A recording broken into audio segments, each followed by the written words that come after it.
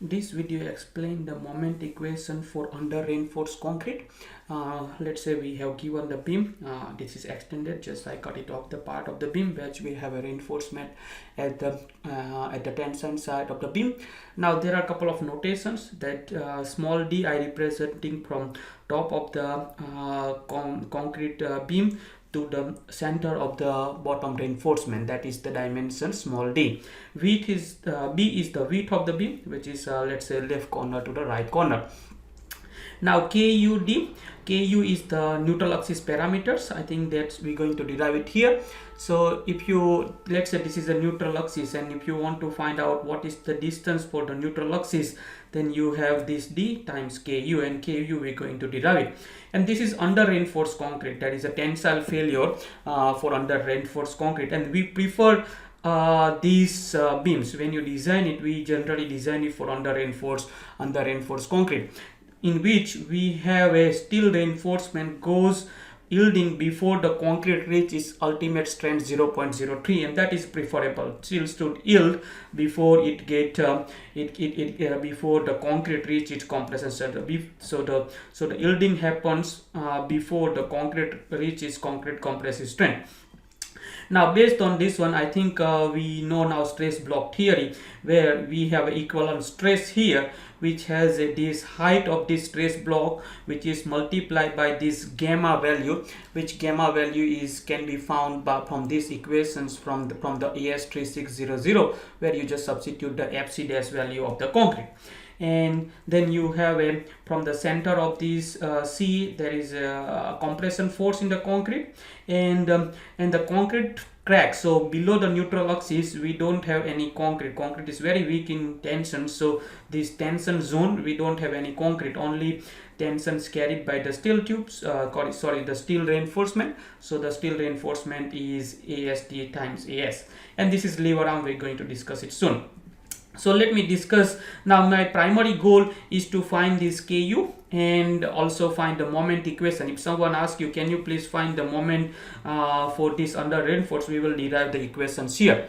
So first of all, let's discuss what is the stress in the concrete. What is the maximum stress in the concrete? It means that if I just, let's say, draw the concrete here, then if I have, let's say this is the concrete, what would be this value here? This value would be alpha 2 FC dash. This is the maximum. Let's say if I have stress strain curve here, then this alpha 2 is the stress in the concrete, that is the maximum stress in the concrete, which is alpha 2 FC dash. Now if I want to calculate the what is the force in the concrete, then simple stress times area. Now we just discussed stress, which is alpha 2 FC dash, which I substitute. Now area. What is the area? Area is, let's say, this height or depth, gamma KUD, times by this width. So if I just draw it here in the 3D format, if you can imagine like 3D format, and all this height is gamma KUD times by B, so that's the area that we are focusing on. So that is the area. So stress times area will give me the compression force in the concrete, which is given here. Now if similarly I can have a stress in the steel, which is yield strength. Let's have a correction here, which is the yield strength here, which is FSY. And if I want to find the force in the steel, it's just stress times area. In area, let's say whatever the bar you have in diameters, pi by 4 diameter square, and you can multiply by number of bars, you can calculate AST, which is the area of tensile steel reinforcement. And this is the yield strength that we just discussed. So tension force in the beam is FSY times AST. Now this beam should be in the equilibrium, right? This force which is going in this direction should be opposite and equal to this force. So if I have a force equilibrium, which is sum of the force in the x direction, let's say this direction is positive, from left to right going positive, then we will say this one is positive and this one is negative. Minus is negative C plus T.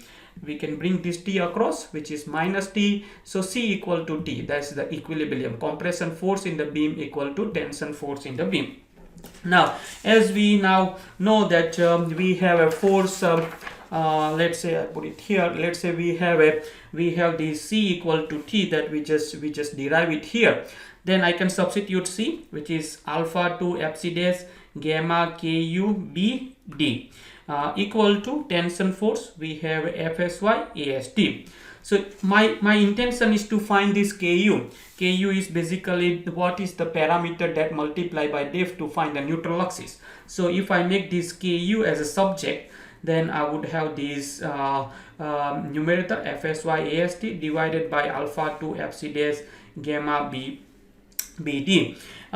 If I just want to if I don't know what is the B and D in the design format, and I don't know AST, so I would have, let's say, steel ratio. We will take an examples where we know we can assume the steel ratio, and we don't know the time when we designing the beam, the area of the steel reinforcement, and the B and D. So KU, if you don't know AST and B and D, you can't find the KU. So in that case, we can just have a steel ratio. Steel ratio is basically the amount of steel that you have it here divided by the amount of concrete, which is B times D. So that is just how much steel you have in your beam, which is the like area of the steel divided by area of the concrete.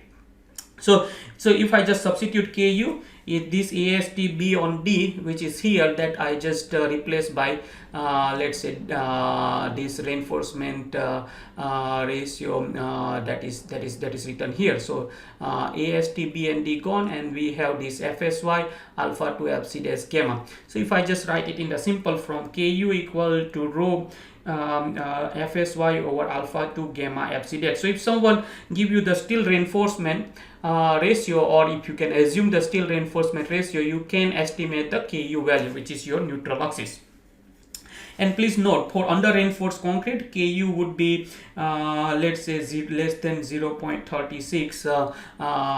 That's what the requirement in the Australian standard, which I'm going to show you soon. Now if I just wants to find the moment, what is the moment here? That is, let's say this is the blocks here, force let's say a couple moments. Then you will have, let's say, take the moment about this point, which is at C. Then moment would be tension times the perpendicular distance. This is lever arm, let's say Z lever arm. So if I want to find the Z, that would be, let's say, this distance would be talking about this gamma KUD over 2, right? That's the at the center. So if I want to find this lever arm, that would be your distance D, take away this distance half of gamma KUD. So that's what I written, D take away this lambda KUD over 2. So D equal to, we just take the common D, and 1 minus this lambda KU over 2. Now as I want to take the moment about point that is acting at C, so this force is 0 because there was no perpendicular. The moment created by C is 0 because there was no perpendicular distance to C. So then tension force times this Z, which is perpendicular distance to the point where we are taking the moment. Now FSY AST, tension force we calculated FSY AST here, and then we substitute this lever arm D 1 minus gamma KU over 2, and we already calculate this KU here. So we can substitute this KU in these equations, which is lambda divided by 2, and I replace this KU by these parameters. And if I just simplify that, just this lambda cancels. AST FSY D 1 minus, let's say, 1 over 2 alpha 2 AST FSY BD FC dash. So this is basically your equations, which is moment capacity equations for rectangular under reinforced beam. Now if someone asks what is alpha 2, now if alpha 2 is given here in the clause 8.1.3, let's say in page number 110, you can find this alpha 2 value which is written here. So I think we will take the next example to calculate this moment capacity of under reinforced, where we're going to use these equations. Thank you.